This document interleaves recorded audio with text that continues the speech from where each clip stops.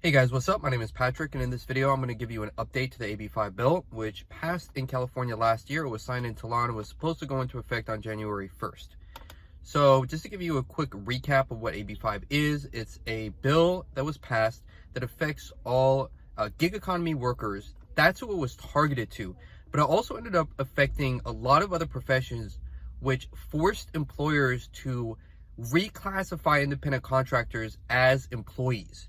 So, and this was according to what was called an ABC clause, and it was in effect as a result of a ruling from what was called a Dynamics case.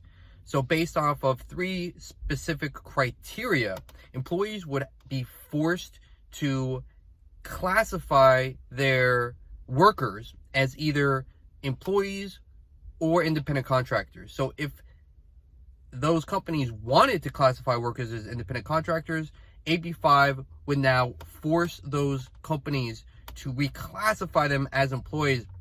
Again, if their company met 3 specific criteria. Point is, it affected millions of people in California. So not only gig economy workers, but salon workers, actors, real estate agents. So what they ended up doing is they made a bunch of exceptions to the actual ruling. Now, for me as a gig economy worker, I'm basically doing food delivery, and it's really good because I can turn on 3 or 4 different apps, and then I can accept or reject whichever offers that come my way that I want to. So it's really like an independent kind of a job, and I only end up accepting maybe 15% of the offers, and it pays decent. I can turn it on and turn it off whenever I want. So a really good setup for me, because I don't want to be an employee of a particular company. Like, I don't want to be, like, if I was working, let's say, as a Uber or Lyft driver, I don't want to be forced to choose one or the other. Now I'm doing food delivery, so I have 4 different options. I don't want to be forced to have to choose one of them. So that's the number one reason why, as a gig economy worker, I don't want to be forced to be classified as an employee. It just doesn't make any sense. It really doesn't make any sense from a business perspective, because the market is fragmented, meaning that when you have all these different competitors, you have 4 big companies that are all competing in the marketplace, and because of that, they have to offer huge discounts. So as a consumer of food delivery, I'm constantly inundated with offers to get free delivery, okay? Which means, in essence, that these companies end up losing a lot of money. DoorDash, Postmates, Uber Eats, and Grubhub are all competing within the market, and only a couple of them are going to wind up on top. But as it is right now, they aren't making any money.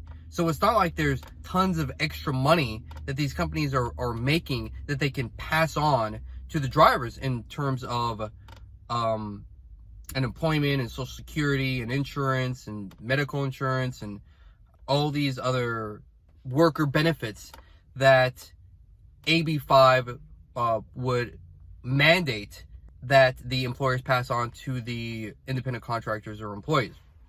So the bill passed, and it went into effect on January the 1st. So it is law. So what that means for me is, now, technically we could sue, right? So technically there could be a class action lawsuit for all these workers, because I'm still doing, like, nothing has changed on the platforms. Everything is as it was. There were certain employers, like I know for media companies, so for example, Vox Media and Mediaite, they actually had to lay off a bunch of their employees because they didn't want to fight. So how particularly Uber and Postmates are fighting is that they filed lawsuits on January the 1st, or I think on the 31st. They both filed lawsuits.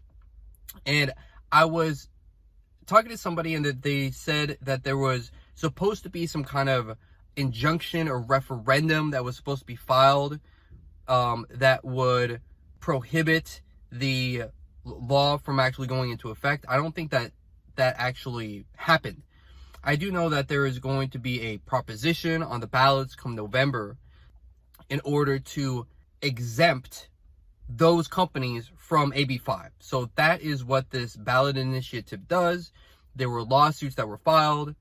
And as far as I know, though, the law is still in effect. These companies are just ignoring the law. So that's kind of what's going on here in California. Nothing has really changed on the platforms. I'm still working normally. The law is in effect. And I know that certain industries have taken action in accordance with the law. But the big guys, the ones that were really targeted, because this bill that was passed, that was written by Lorena Gonzalez, she stated that it was targeting these gig companies because they make so much money and they have massive profits and they need to pass it on, and it's just ludicrous. And there are so many legislators that don't consider the economics at all. Like, they don't care about, and their purview, their viewpoint is literally, their ideological viewpoint is, if you can't provide a livable wage, a high wage, all these worker benefits, then you shouldn't be in business, like literally. And that is so anti-free market. It's so anti-capitalism. Of course, capitalism is a dirty word for these legislators, but it shouldn't be, because that's how they make all their money, right? So anyway, point is that AB5 is in law, it's in effect, and the companies have filed lawsuits. So it's going to be decided by the courts, I would imagine, on that end. But, you know, again, the courts are liberal. There is precedence already, as I noted, by the Dynamics case. So I would think that even though those companies have filed lawsuits, the courts would just uphold the bill, and then we would have to wait until the referendum, until the proposition is voted on. And it's, I mean, who knows how that's going to go, but probably it's going to be up until this time, either next year or in November, that we have like an official ruling.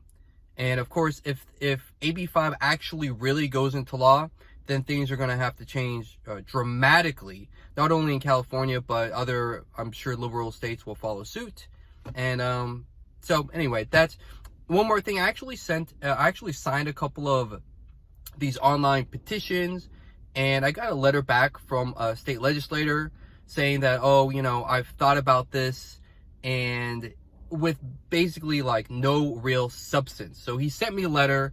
I just threw the letter away, and it was saying, you know, I've thought about this issue, and based off the Dynamics ruling, I've come to this conclusion, and that's why I voted in favor of the bill. So, of course, but nothing, you know, really substantial, nothing that looks at any kinds of economics or employee independent contractors' voices in why this is ridiculous. And it's really, really ridiculous because people are independent contractors. Like, that's the whole point.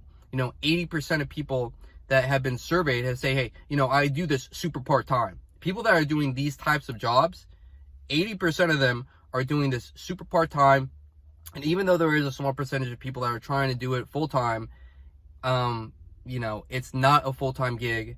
And while you're doing this, you should be trying to, you know, hustle and grind and do whatever you can in order to up your skills and, you know, do something alongside this. So if you like this video and you would like to see more, please subscribe.